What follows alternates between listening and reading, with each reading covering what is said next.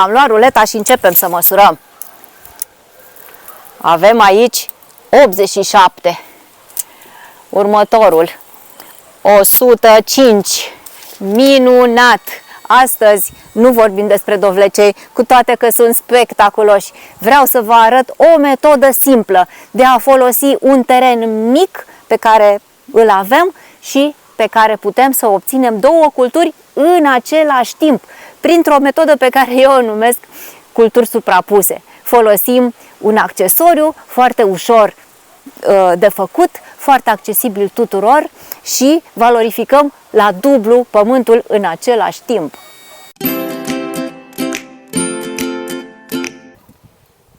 Am cultivat pe această suprafață dovlecei.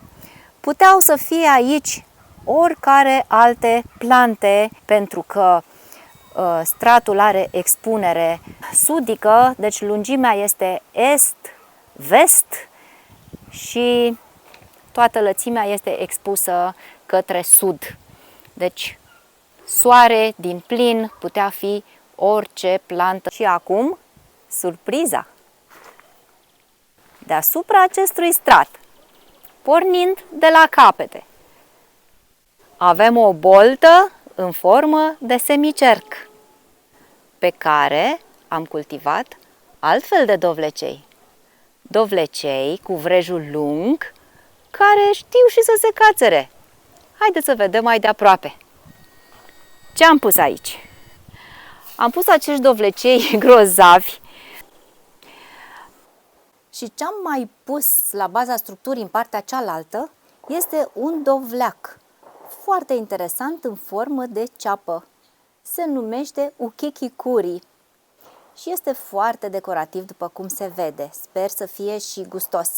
După cum vedeți, s-a întins dintr-o parte până în cealaltă, la fel și dovlecelul ăsta lung. Uite aici un puiuț. La început eram speriată că nu făcea nimic, dar în momentul în care s-a pornit să lege, toată bolta asta s-a umplut. Deci asta este ideea pe care vroiam să vă arăt. Ia să vin în partea asta ca să vedeți cum am făcut. Această structură este de fapt o bucată dintr-o plasă de buzău. O bucată de lățime de 1 metru și de lungime exact cât este plasa, adică 6 metri. Pentru a fi mai rezistentă, am consolidat marginile cu fierbeton, da? Tijă de fierbeton, ceva mai lungă decât plasa. La ambele capete am lăsat cam jumătate de metru în plus față de plasă. Tija aș fi putut să o prind și prin sudare, pentru că întâmplător era un domn care se pricepea la sudat, era la noi, făcea niște treabă, dar mi-a spus că este mult mai rezistent prinderea cu sârmulițe. Și atunci, uite așa, am prins cu sârmulițe pur și simplu din loc în loc, așa din 10-10 cm la fiecare ochi de plasă și în felul ăsta am consolidat marginile, pentru că altfel plasa ar fi mult prea flexibilă.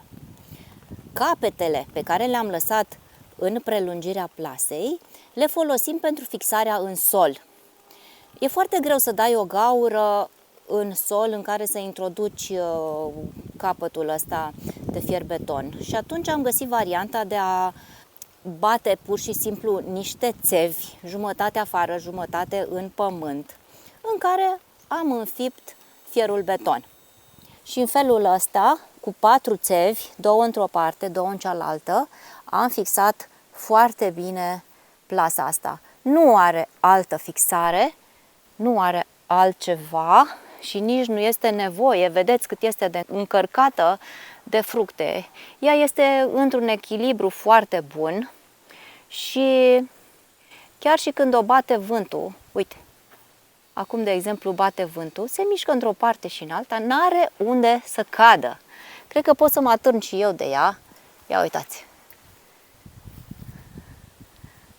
Da? E foarte interesant cum se mișcă, dar nu este nicio problemă în ceea ce o privește.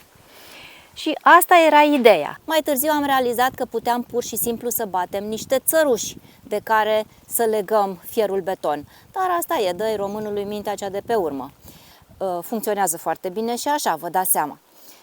Întâmplător, eu aici am pus tot dovlecei, cu toate că, la cât consumăm noi, bineînțeles că sunt mult prea mulți. Dar puteam foarte bine să am cartofi sau țelină sau păstârnac sau, nu știu, pătrunjel, morcov, orice altceva. Fiind soarele drept în față la prânz, este suficient de bine luminat, iar bolta este suficient de înaltă încât să nu deranjeze și să nu umbrească în niciun fel plantele de jos.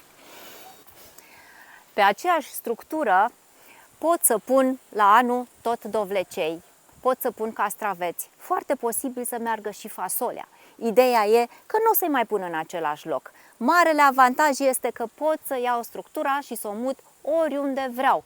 Să o pun peste 2-3 straturi care sunt orientate invers, la un capăt sau la mijloc sau în partea cealaltă, nu contează. Important este că este mobilă, este flexibilă această structură și mă ajută oriunde aș vrea. După ce scot dovlecei aici, nu mai pun decât îngrășăminte verzi sau siderate, cum le mai spune lumea. Vă las aici un videoclip, nu un videoclip, toate videoclipurile pe care le-am postat despre îngrășăminte verzi, care se pun primăvara sau toamna sau în solar. E foarte important să știți despre ele și să le folosiți. Până data viitoare vă doresc sănătate, că e mai bună decât toate.